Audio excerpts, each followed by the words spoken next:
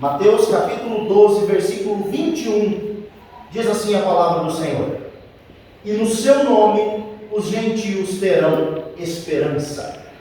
E no seu nome os gentios terão esperança. Talvez na sua tradução, os gentios esperarão. Amém? Oremos. Pai bendito e amado, nós te glorificamos, nós te adoramos e bendizemos o teu nome, porque o Senhor é bom, porque o Senhor é maravilhoso. Aqui estamos, meu Deus, diante da tua palavra essa que é inerrante, palavra essa que é eficaz. A tua palavra é indestrutível, a tua palavra, Senhor Jesus, ela é eterna. Por isso pedimos ao teu Espírito Santo que traga cativo o nosso entendimento nesse momento, para que nós venhamos compreender a tua palavra. Ilumina no nosso entendimento a tua palavra, meu Deus, e transforma as nossas vidas através dela. Assim oramos em nome do Pai, do Filho e do Espírito Santo de Deus. Amém. Glória a Deus. A verdadeira esperança é Jesus Cristo. Esse é o tema deste sermão que o Senhor Jesus colocou ao meu coração. Como nós lemos aqui, irmãos, Mateus 12, versículo 21, e no seu nome os gentios terão esperança. No nome de quem as pessoas podem ter esperança? Somente no nome santo e precioso de Jesus Cristo. A vida, ela é uma dádiva. A vida é um presente de Deus para nós. Mas dentro desta curta medida de tempo que nós ganhamos do Criador, nós nos deparamos com inúmeros episódios dolorosos. Apesar da vida ser um presente e ser muito gostosa, e ser algo que o Senhor Jesus nos dá e para cada um uma medida, nós nos deparamos com episódios dolorosos dentro desta curta medida de tempo. Nada confunde mais, nada nos tira mais do eixo, nada nos desestabiliza mais do que esses momentos ruins. E em falar em momentos ruins, a gente vem vivendo aí uma sequência, várias ondas de momentos ruins no mundo, e todos estão vivendo o luto de alguma ou outra maneira, a perda, dores e sofrimentos. Não são raras as vezes, então, que nós vamos nos pegar pensando: por que eu? Por que isso aconteceu comigo? O que eu fiz para merecer isso? Não são raras as vezes que nós vamos nos pegar nesses pensamentos. As desilusões no decorrer da nossa jornada existencial acabam furtando de nós algo que é essencial para a vida, que é a esperança. Conforme nós vamos nos desiludindo, parece que a esperança do nosso coração vai sendo drenada. E se nós nos desiludimos, é porque outrora andamos iludidos por alguma coisa. E aqui então fica algo para que você pense: tome cuidado com o seu coração. O profeta diz que ele é o mais enganoso de todos. Tome cuidado com as suas emoções, porque elas podem lhe causar e lhe pregar várias peças. Você pode estar caminhando para um abismo, achando que está fazendo a coisa certa, mas eu estou me sentindo bem, isso é tão bom para mim, me faz tão bem, é tão gostoso. E talvez isso não é o que o Senhor tem para a sua vida. O seu coração está lhe enganando. Essas decepções, tristezas e dores e desilusões muitas vezes geram em nós um sentimento de desânimo e lamento. Esses sentimentos e essas situações na nossa vida, elas acabam drenando de nós a esperança dos nossos corações, a ponto de existirem pessoas, meus queridos irmãos, que estão completamente desesperançadas da própria vida. Pessoas, e eu digo cristãos, que já entregaram os pontos e jogaram a toalha. Nada mais os surpreende, nada mais lhes causa alegria. E o apóstolo Paulo, então, em Romanos capítulo 5, versículo 5, ele nos escreve algo excelente, que diz assim: e a esperança não nos decepciona, porque Deus derramou o seu amor em nossos corações por meio do Espírito Santo que Ele nos concedeu. Eu vou ler mais uma vez. E a esperança não nos decepciona, porque Deus derramou o seu amor em nossos corações por meio do Espírito Santo que Ele concedeu. As muitas dificuldades da vida não são capazes de neutralizar aqueles que estão em Cristo Jesus. E eu afirmo isso, irmão. Por quê? Porque a nossa esperança, ela não nos decepciona. Ela não nos decepciona porque a nossa esperança não está nas coisas desse mundo e nos prazeres desse mundo. Ora, a nossa esperança não nos decepciona e muito menos nos confunde. Por quê? Porque a nossa esperança é o cumprimento da promessa de Deus. É a personificação desse amor que o apóstolo Paulo disse. A nossa esperança tem um nome. E o nome da nossa esperança é Jesus Cristo. Por isso nós não somos confundidos e muito menos decepcionados. Muitas pessoas, e inclusive cristãos, confundem fé com esperança. Isso é normal. Porque existe uma linha tênue entre elas, fé e esperança. A Bíblia fala sobre elas e diz, lá em 1 Coríntios 13, permanecem três: fé, a esperança e o amor. O maior desses três é o amor. Eu quero falar um pouquinho sobre a fé e um pouquinho sobre a esperança. A fé, para que fique claro, ela se relaciona diretamente com o presente. A fé não está relacionada com o futuro. E você vai dizer, pastor, mas lá em Hebreus diz que a fé é a certeza das coisas que não se veem e daquilo que se espera. Mas você vai entender já já. Todos os milagres que aconteceram por meio da fé, aconteceram em que tempo? No tempo presente. A fé está relacionada com o aqui e o agora. Por isso o Senhor Jesus Cristo disse para aquele pai, em Marcos capítulo 9, versículos 23, se tu creres, tudo é possível ao que crê. No entanto, a esperança se relaciona com o futuro. E o apóstolo Paulo diz em Romanos 8, 24, porque na esperança fomos salvos. Ora, a esperança que se vê não é esperança, pois o que alguém vê, como pode esperar? A esperança está relacionada com aquilo que ainda não aconteceu. O texto que lemos disse que os gentios podem ter esperança. No nome de Cristo, todos podem ter esperança. A fé e a esperança, então, elas se entrelaçam. Parecem uma coisa só, mas são distintas. Na verdade, elas se complementam. A fé é a certeza das coisas que se esperam e a convicção de fatos que não se veem. Para que fique claro, a minha fé no Senhor Jesus Cristo enche o meu coração de esperança. E a minha esperança, quando é o Senhor Jesus, a minha esperança, quando é Cristo, não deixa a minha fé se abalar quando as promessas parecem ser tardias. A fé e a esperança caminham junto na vida do cristão. As pessoas estão então vivendo uma profunda crise. A falta de esperança tem tirado o brilho dos olhos de muitas pessoas, de muitos cristãos. Andam aí errantes, buscando heróis no mundo, um ajudador ou um salvador da pátria. Buscam heróis na política, buscam heróis na ciência e depositam a sua confiança em homens que são falhos, que são fracos.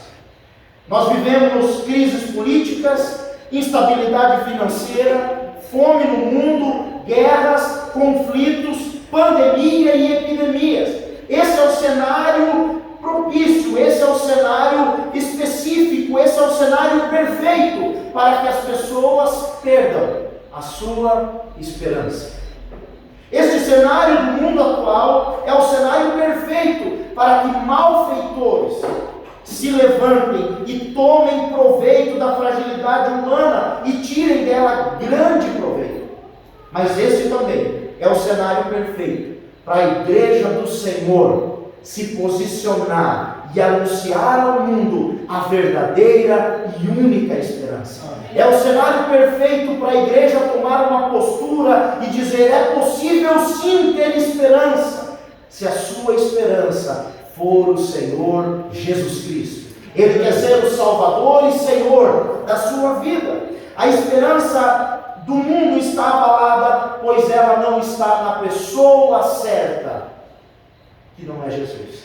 A pessoa certa é Jesus. O mundo tem colocado a sua esperança em muitas outras coisas, menos no Senhor Jesus Cristo. Nós devemos aproveitar esse cenário caótico para anunciar ao mundo, para anunciar para as pessoas, para anunciar para os nossos amigos, para anunciar para os nossos parentes que ainda há sim esperança em Jesus Cristo. Há sim esperança.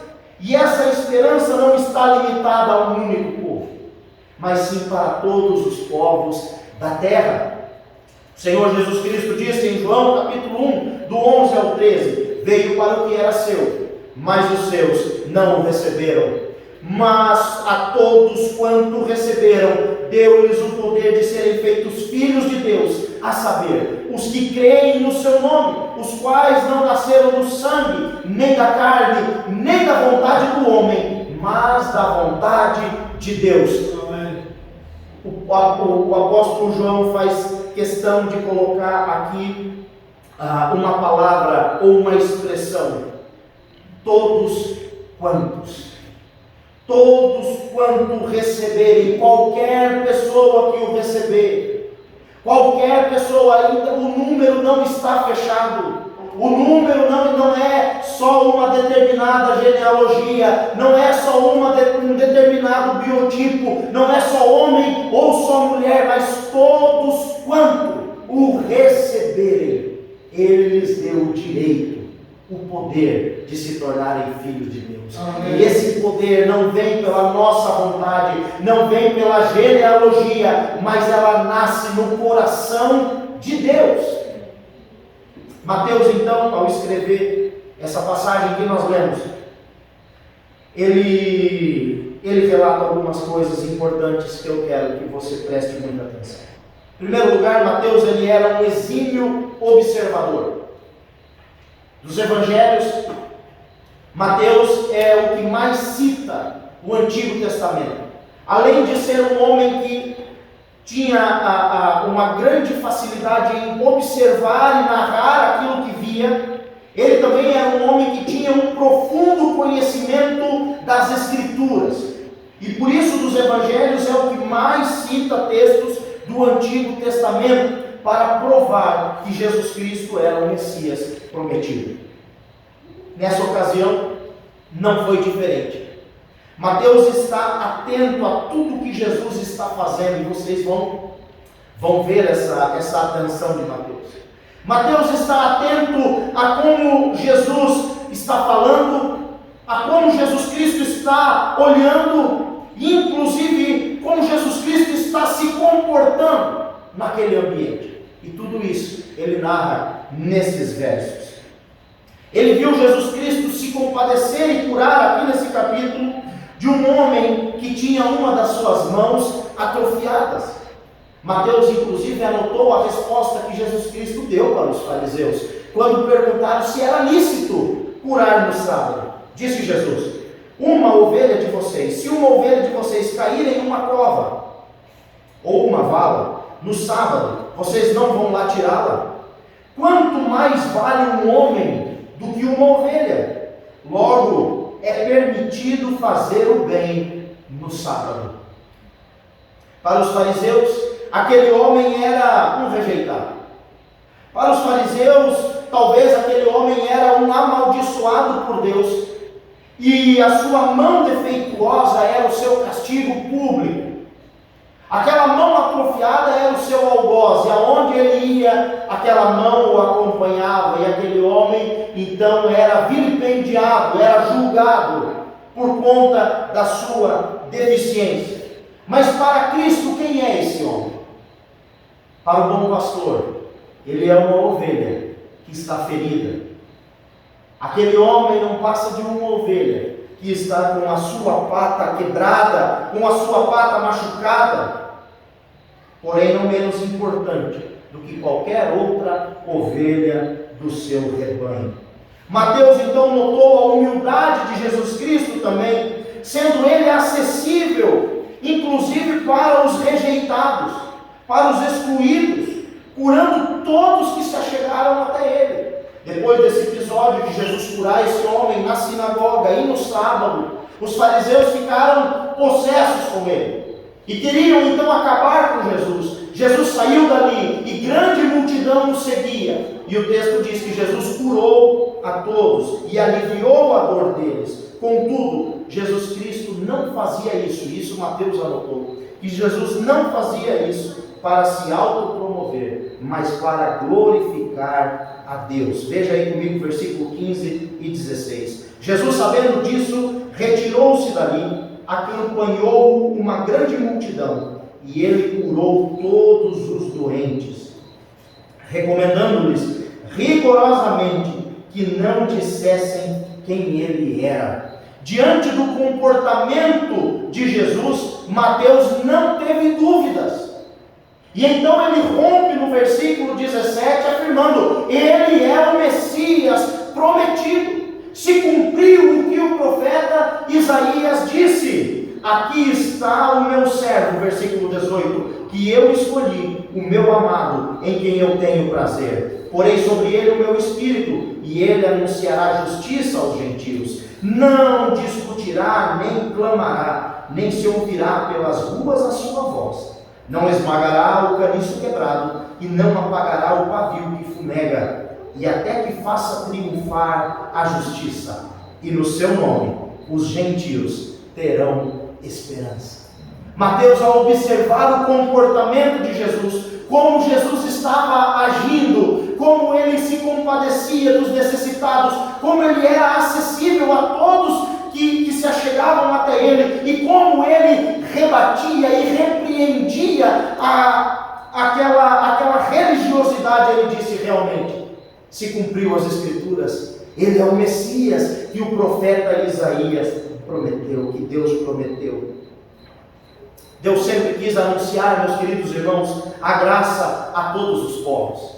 O nosso Deus nunca fez acepção de pessoa e nunca fará.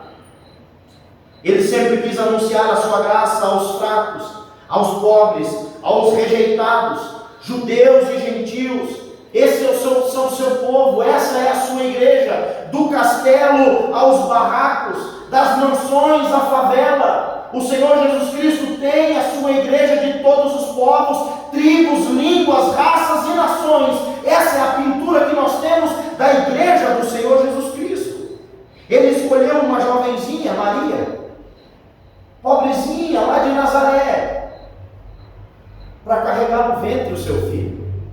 Ele escolheu também um homem chamado José, mãos calejadas, calejado do martelo e do serrote, porque o homem era carpinteiro, construtor, para ser o pai do seu filho. Ele escolheu homens gentios do Oriente, chamados de reis magos, e mostrou para ele nas Escrituras o cumprimento da promessa e a estrela que os guiou até onde Jesus Cristo estava. E lá aqueles homens abençoaram o menino com ouro, incenso e mirra. Ele apareceu para os pastores que eram vitimizados e desprezados naquela época, porque trabalhavam sempre cuidando das ovelhas. Eu não estou falando aqui de pastores de gente, mas de pastores que estavam lá curando berne e carrapato de ovelha. E esses homens simples que estavam no campo contemplaram os céus abertos e as milícias de anjos cantando: nasceu hoje o Redentor, nasceu hoje na cidade de Davi o Salvador de vocês.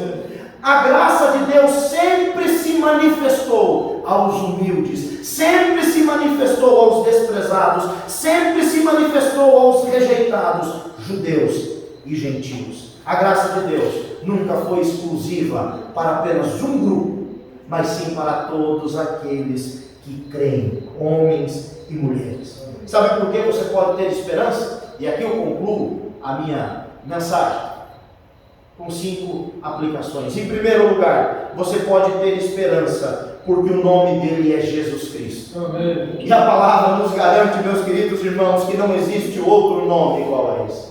Porque ele se humilhou e foi obediente até a morte, morte de cruz. Ele recebeu um nome que está acima de todo outro nome. e tanto no céu, na terra e debaixo da terra, Ele tem autoridade e todo joelho se dobra.